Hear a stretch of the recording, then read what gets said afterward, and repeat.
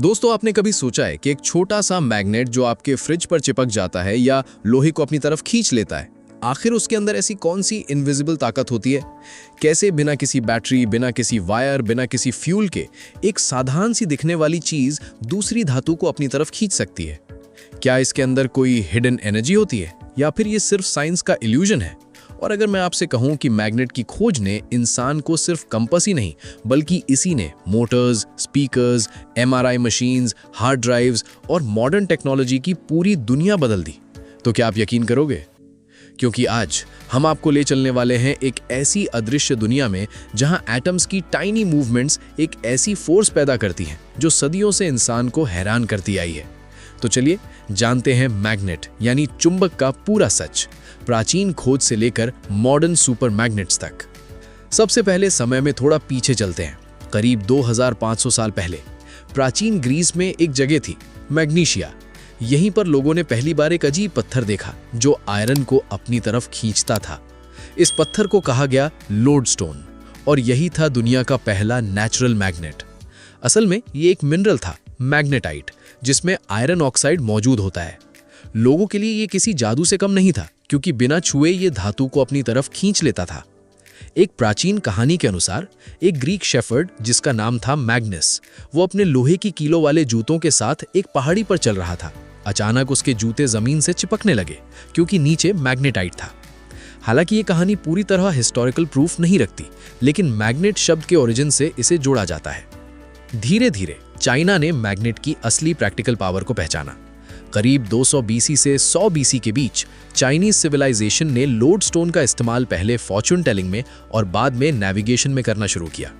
उन्होंने एक spoon shaped lodestone बनाया जो स्मूथ ब्रॉन्ज प्लेट पर रखा जाता था और वो हमेशा नॉर्थ साउथ दिशा दिखाता था। यही था दुनिया का पहला कंपास।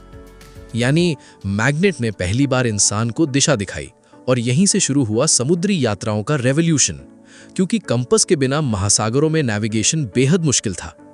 फिर आया साइंस का दौर। 1600 में इंग्लिश साइंटिस्ट विलियम गिलबर्ट ने मैग्नेटिज्म पर डिटेल स्टडी की।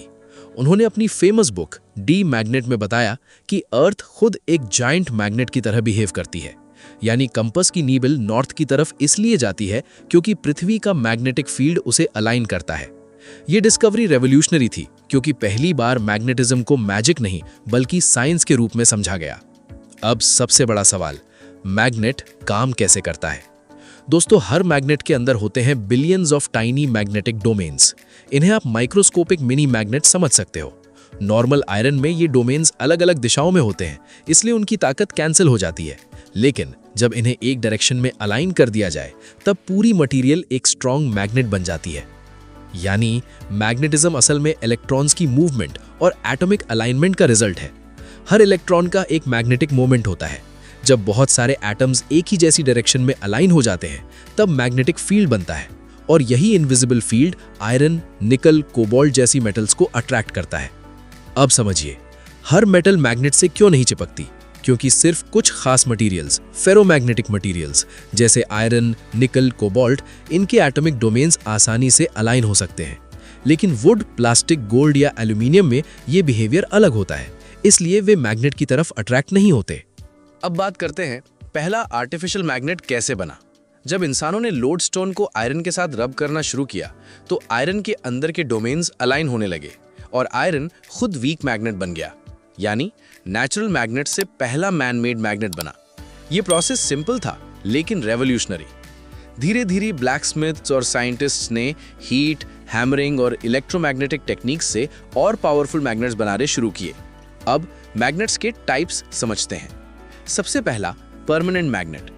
ये वो मैग्नेट्स हैं जो लंबे समय तक अपना मैग्नेटिक फील्ड बनाए रखते हैं, जैसे फ्रिज मैग्नेट्स। दूसरा टेम्पररी मैग्नेट। ये सिर्फ मैग्नेटिक फील्ड में आने पर मैग्नेटाइज होते हैं, जैसे कुछ इंडस्ट्रियल टूल्स। तीसरा इलेक्ट्रोमैग्नेट, और यही सबसे पावरफुल कैटेगरी है। जब इलेक्ट्रिक करंट वायर कॉइल से गुजरता है तो मैग्नेटिक फील्ड बनता है। अगर कॉइल के अंदर आयरन कोर डाल दिया जाए तो फील्ड और स्ट्रांग हो जाता है। यही प्रिंसिपल इस्तेमाल होता है क्रेन्स में, इलेक्ट्रिक बेल्स में, स्पीकर्स में, एमआरआई मशीन्स में और मोटर्स में। यानी आज की modern civilisation electricity plus magnetism के कॉम्बिनेशन पर चलती है। लेकिन कहानी यही नहीं रुकती। 20th सेंचुरी में साइंटिस्ट्स ने रेयर अर्थ मैग्नेट्स डेवलप किए, जैसे नियोडिमियम आयरन बोरोन मैग्नेट्स। ये इतने पावरफुल होते हैं कि अपने साइज से कई 100 गुना ज्यादा वजन पकड़ सकते हैं। आज headphones, EV Motors, wind turbines सब में यही यूज होते हैं। अब सोचिए, एक साधारण पत्थर से शुरू हुई ये कहानी आज क्वांटम फिजिक्स, इलेक्ट्रॉनिक्स और रिन्यूएबल एनर्जी तक पहुंच चुकी है। लेकिन असली सवाल अभी बाकी है। मॉडर्न मैग्नेट फैक्ट्री में बनते कैसे हैं? उनके अंदर कौन से एलिमेंट्स डाले जाते हैं? नियोडिमियम मैग्नेट इतना डेंजरस क्यों हो सकता है? और एमआरआई जैसी मशीन्स में मैग्नेट्स इतनी बड़ी भूमिका क्यों निभाते हैं? दोस्तों, कहानी अब और भी ज्यादा दिलचस्प होने वाली है। जब इंसान ने नेचर के इस इनविजिबल फोर्स को अपने कंट्रोल में लेना सीख लिया, जब साधारण आयरन को, रेयर अर्थ मेटल्स को और बिजली को मिलाकर बनाए गए ऐसे पावरफुल मैग्नेट्स जो पूरी फैक्ट्रियां चला सकते हैं, हजारों टन वजन उठा सकते हैं और इंसान के शरीर के अंदर तक देख सकते हैं, तो चलिए अब बढ़ते हैं मैग्नेट की मॉडर्न दुनिया की तरफ, जहां साइंस, इंजीनियरिंग और एटॉमिक प्रिसिजन मिलकर बनाते हैं आज के सुपर मैग्नेट्स। अब सवाल आता है, मॉडर्न मैग्नेट आखिर बनता कैसे है? दोस्तों, आज के समय में मैग्नेट्स कई अलग अलग मटेरियल से बनाए जाते हैं। सबसे कॉमन होते हैं फेराइट मैग्नेट्स, जो आयरन ऑक्साइड और सेरामिक मटेरियल से बनते हैं।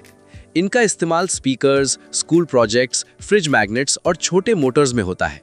लेकिन जब जरूरत होती है बहुत ज्यादा ताकत की, तब इस्तेमाल होते हैं रेयर अर्थ मैग्नेट्स, जैसे नियोडिमियम आयरन बोरोन मैग्नेट्स। ये दुनिया के सबसे पावरफुल परमानेंट मैग्नेट्स में गिने जाते हैं। अब इमेजिन कीजिए एक फैक्ट्री जहां रॉ मटेरियल्स के रूप में नियोडिमियम, आयरन और बोरोन को एक प्रिसाइज रेशियो में मिलाया जाता है। फिर इन्हें इंडक्शन फर्नेस में एक्सट्रीम टेम्परेचर पर मेल्ट किया जाता है। ये मोल्टन अलॉय बाद में जल्दी से कूल किया जाता है ताकि इसकी माइक्रोस्कोपिक क्रिस्टल स्ट्रक्चर सही बने। फिर इसे क्रश करके एक बेहद फाइन मैग्नेटिक पाउडर बनाया जाता है। लेकिन यहाँ एक ट्विस्ट है, ये पाउडर अभी मैग्नेट नहीं है, इसके एटम्स अभी रैंडम डायरेक्शन में हैं। अब आता है सबसे क्रिटिकल स्टेज, मैग्नेटिक अलाइनमेंट। इस पाउडर को मोल्ड में डालकर एक बहुत स्ट्रॉन्ग एक्सटर्नल मैग्नेटिक फील्ड दिया जाता है। ये फील्ड इसके टाइनी मैग्नेटिक डोमेन्स को एक ही दिशा में अलाइन कर देता है, यानी अरबों माइक्रोस्कोपिक मैग्नेट्स अब एक डायरेक्शन में सेट हो जाते हैं। फिर इस अलाइंड पाउडर को हाई प्रेशर से कंप्रेस किया जाता है और सिंटरिंग फर्नेस में हीट किया जाता है। सिंटरिंग मतलब पाउडर पार्टिकल्स को इतना हीट करना कि वो मेल्ट हुए बिना एक सॉलिड डेंस स्ट्रक्चर में बॉन्ड हो जाएं। इसके बाद मैग्नेट को कट, ग्राइंड और शेप किया जाता है। क्योंकि नियोडिमियम मैग्नेट्स बेहद ब्रिटल होते हैं, यानी स्ट्रॉन्ग जरूर, लेकिन ग्लास की तरह क्रैक भी हो सकते हैं। इसलिए इनके ऊपर निकल, जिंक या निपॉक्सी कोटिंग चढ़ाई जाती है ताकि करोजन ना हो। और आखिर में एक फाइनल मैग्नेटाइजिंग मशीन उन्हें उनकी फुल मैग्नेटिक स्ट्रेंथ देती है और तब जाके बनता है सुपर मैग्नेट।